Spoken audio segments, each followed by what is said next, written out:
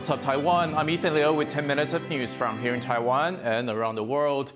Over 2,000 people have been evacuated in the south of Taiwan due to the effects of Typhoon Doksuri. Heavy winds and strong rains are causing rock slides and flooding in mountain areas. Hualien and Taidong in Taiwan's east and Kaohsiung in the southwest began evacuations on Wednesday. The typhoon is passing westward to the south of the country after battering the Philippines. The government has issued alerts and travel restrictions in preparation. The country's troops are practicing how to defend against an amphibious attacks as part of Taiwan's largest annual war games. Our reporter Jaime Okong was there.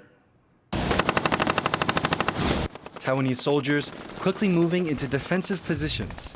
Then one by one, machine guns and anti-aircraft guns open fire.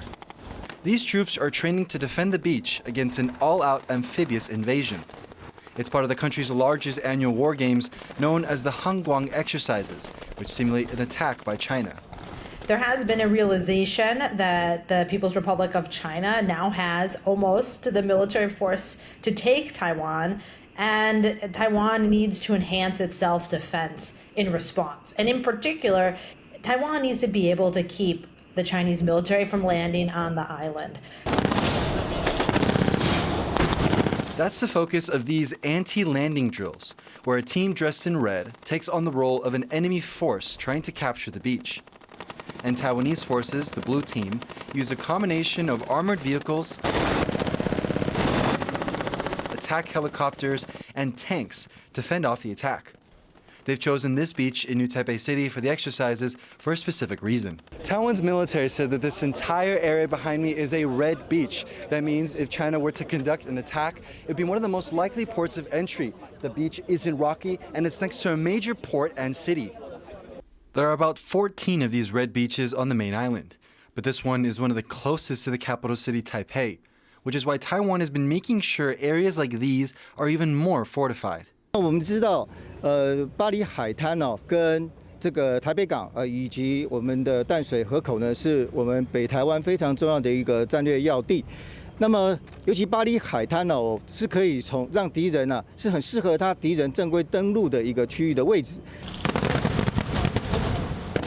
For the past few days, Taiwan's military has been conducting exercises like these all across the country.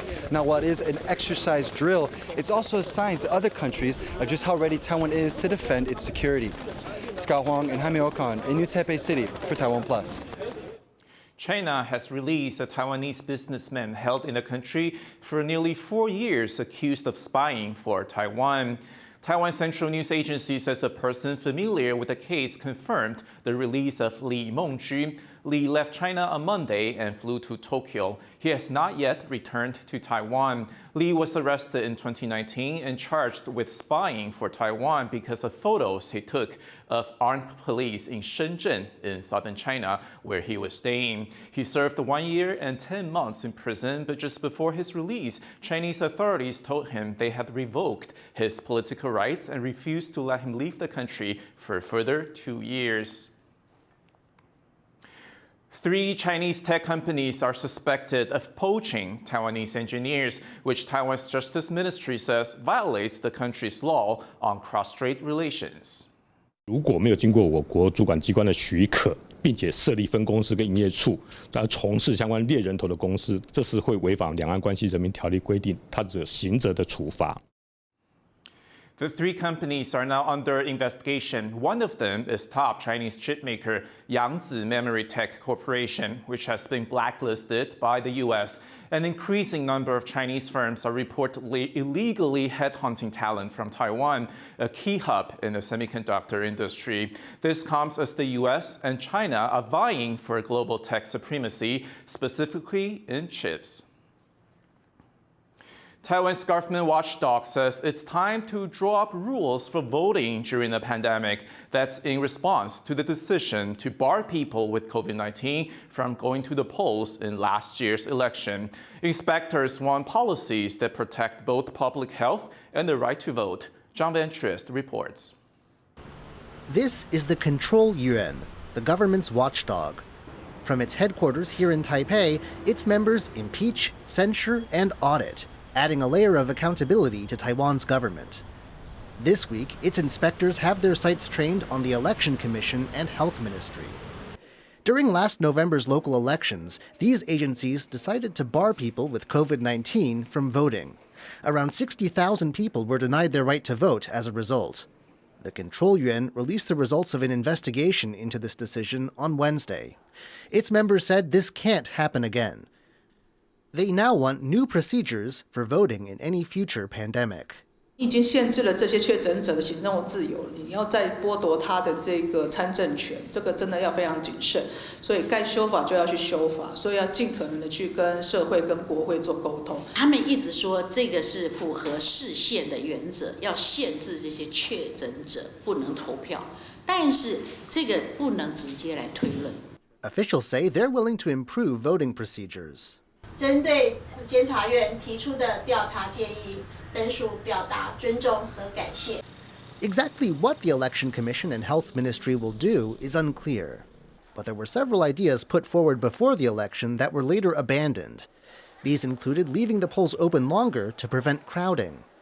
This means that there are options for ensuring that in a future pandemic, Taiwan will be able to keep elections on track while also keeping voters safe.